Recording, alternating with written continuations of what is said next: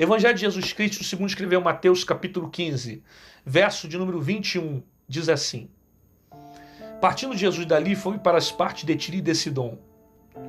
E eis que uma mulher cananeia, que saía daquelas cercanias, clamou dizendo: Senhor, filho de Davi, tem misericórdia de mim, que minha filha está miseravelmente endemoniada. Mas ele não lhe respondeu palavra. E os seus discípulos, chegando ao pé dele, rogaram-se dizendo: despede-a, que vem gritando atrás de nós. E ele respondendo disse: eu não fui enviado senão as ovelhas perdidas da casa de Israel. Então chegou ela e o adorou, dizendo: Senhor, socorre-me. Ele respondendo disse: não é bom pegar o pão dos filhos e deitar aos cachorrinhos. E ela disse: sim, Senhor, mas também os cachorrinhos comem das migalhas que caem da mesa dos seus senhores. Então respondeu Jesus e disse-lhe: ó mulher, grande é a tua fé, seja isso feito para contigo como tu desejas. E desde aquela hora a sua filha ficou sã. Eu acabei de ler aqui Mateus capítulo 15, eu li do verso 21 até o 28, onde a narrativa traz para nós a história da mulher cananeia. Observe que Marcos vai dizer para nós que essa mulher ela era de origem sirofenícia.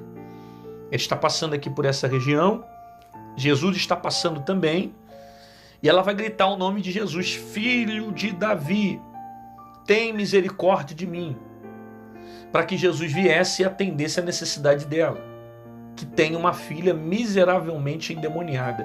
Agora, olha a expressão que ela usa: filho de Davi. A expressão que ela usa não é uma expressão de cananeu, não é uma expressão de uma mulher sirofenícia.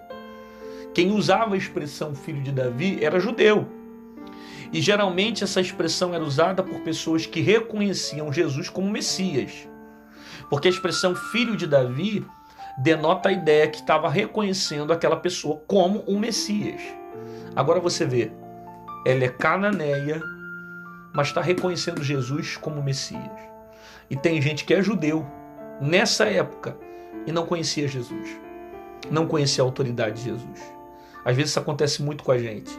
Você percebe que a gente que está de fora, que reconhece muito mais o poder e a autoridade que Jesus tem do que gente que está de dentro. Aí você percebe que o ímpio, às vezes, ele tem mais temor do que o justo.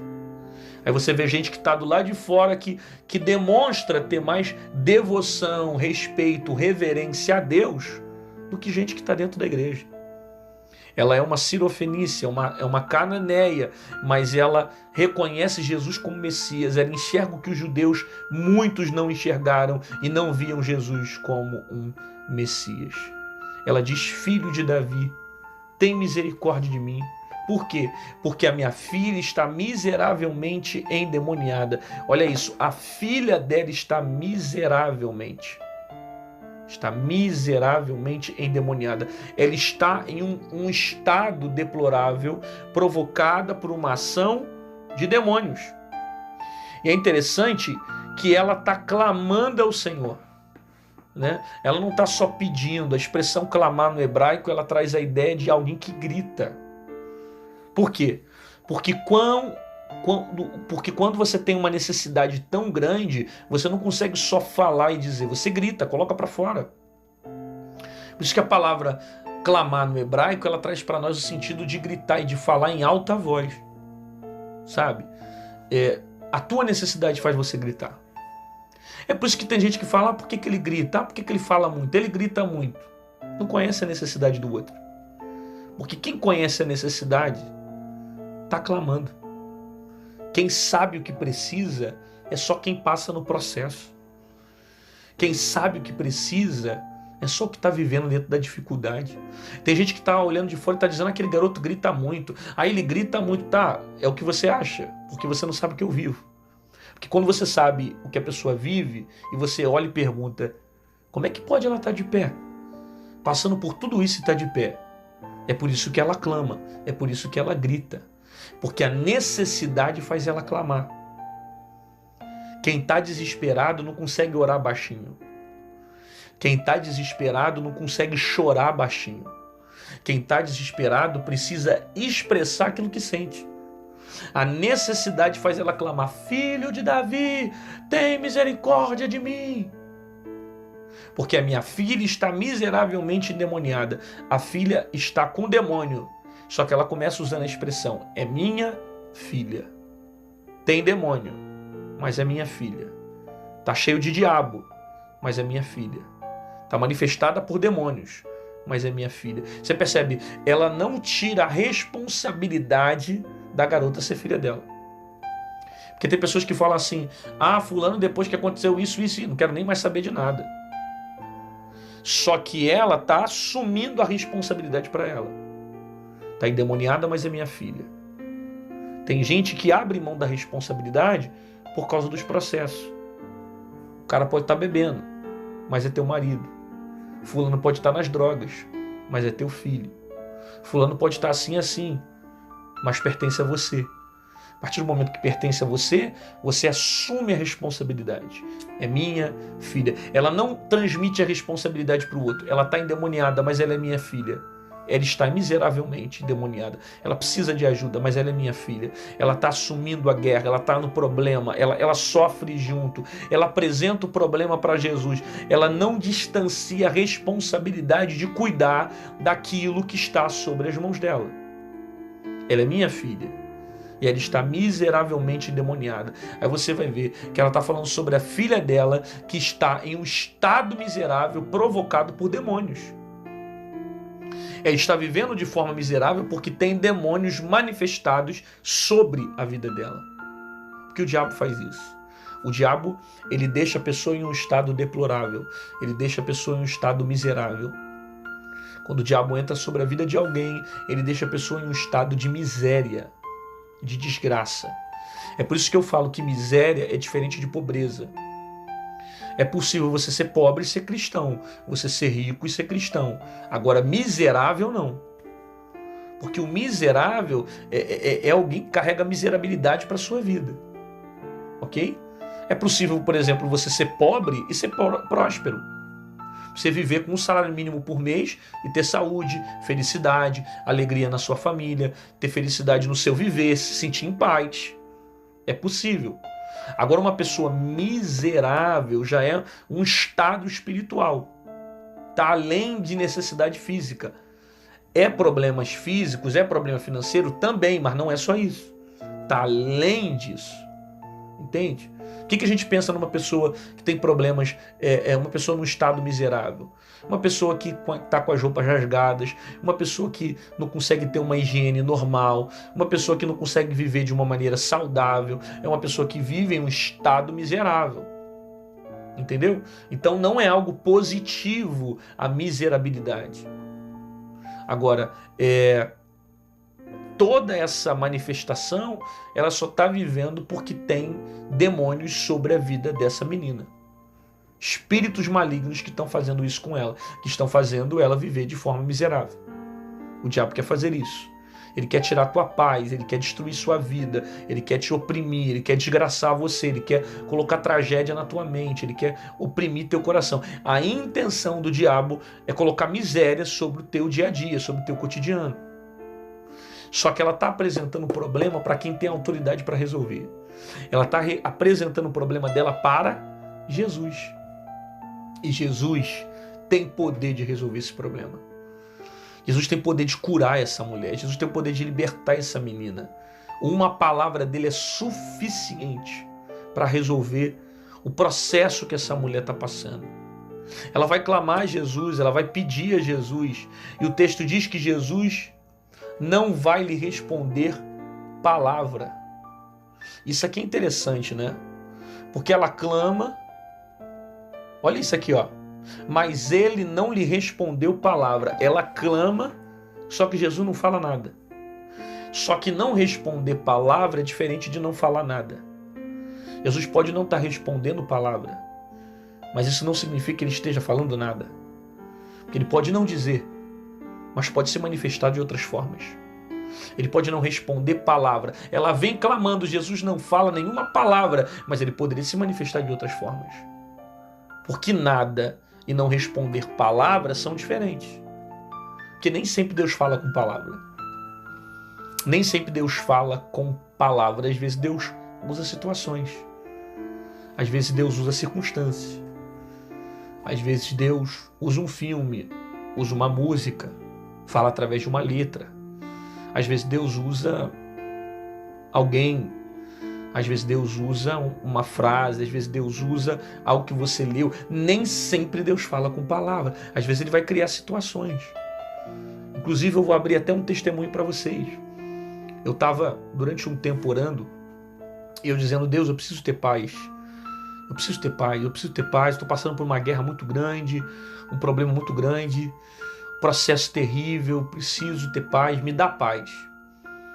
Quando foi na semana, o meu filho, o Samuel, o pessoal que me acompanha conhece ele já aí no canal e também nas redes sociais, ele fez um desenho. Ele fez um desenho e ele escreveu nesse desenho a palavra paz. Pegou os papelzinhos e colou papelzinho em branco nas partes das letras da palavra P, A e o Z, paz, né? Colou e entregou para mim no domingo. Eu li, olhei na hora, achei legal, dei um abraço nele, um beijo, obrigado, filho tal. Depois de um tempo parei para pensar. Eu falei, caramba, eu estava orando a Deus, pedindo a Deus paz.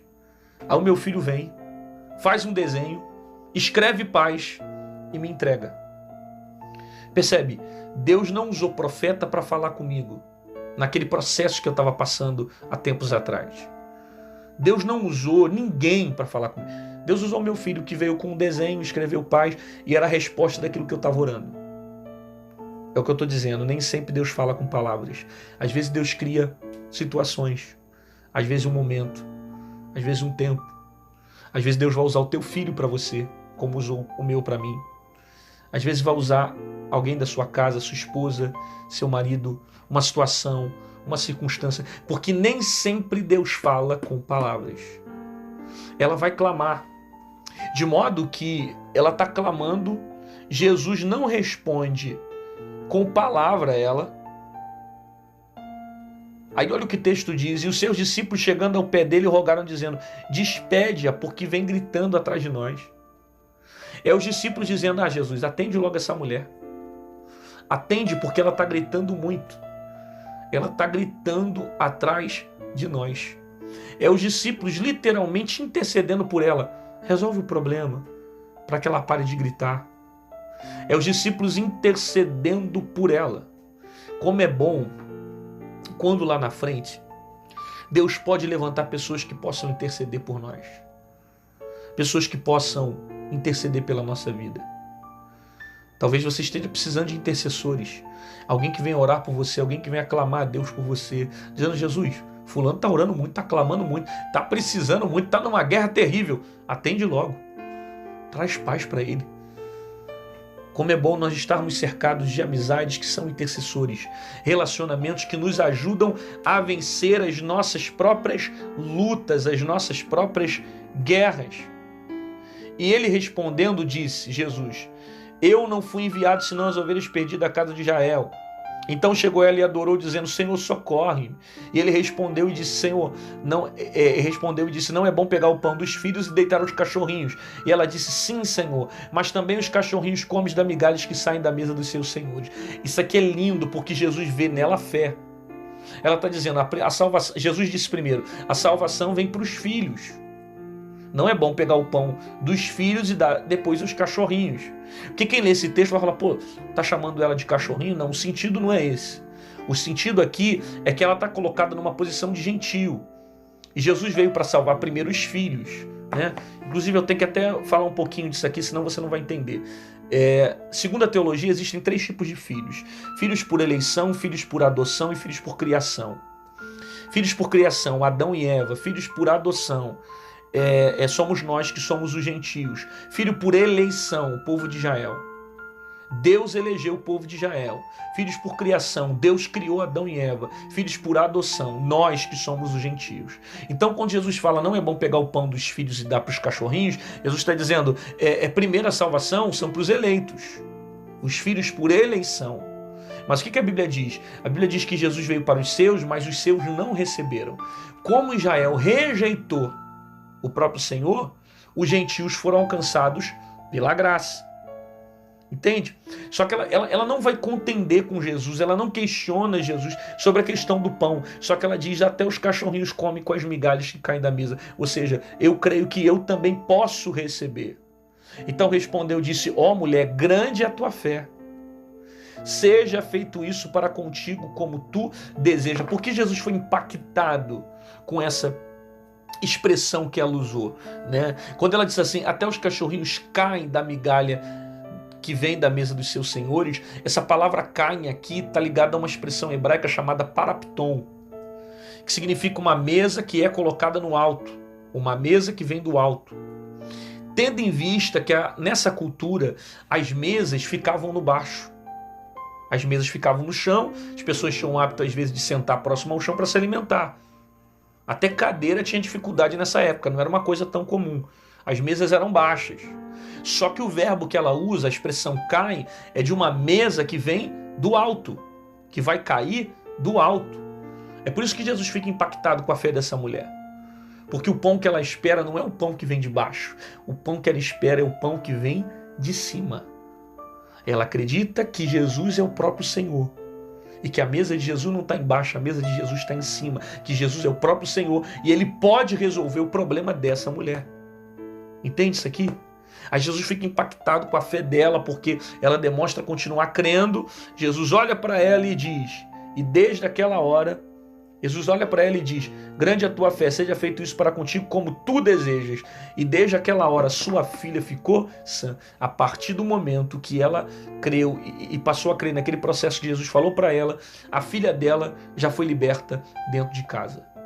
Perceba, Jesus não precisou entrar na casa para fazer um milagre.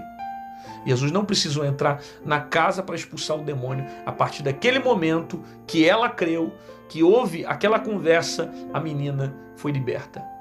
Porque basta só você crer em uma palavra dele e você leva libertação para dentro da tua casa.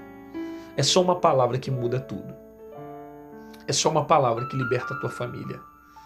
É só uma palavra que muda a tua história. É só uma palavra que transforma a sua vida. É só uma palavra que tem o poder de te abençoar. Basta uma palavra. Uma palavra que transforma tudo. Se você crê, Deus não precisa descer agora na tua casa, alguém colocar a mão em você. Não, não, não. Se você crê, uma palavra dele já muda a tua história. Já liberta a sua vida. Você crê nessa palavra? Você recebe esse poder? Recebe essa palavra de libertação? E eu quero dizer para você que você vai dar testemunho de libertação na tua casa. Você vai dar testemunho de cura por essa palavra. Você vai dar testemunho de milagre, porque Deus é um Deus que faz, é um Deus que opera, é um Deus que se manifesta mediante a tua palavra. Se você recebe essa palavra, coloca nos comentários, eu recebo essa palavra. Eu creio nessa palavra, eu tomo posse dessa palavra.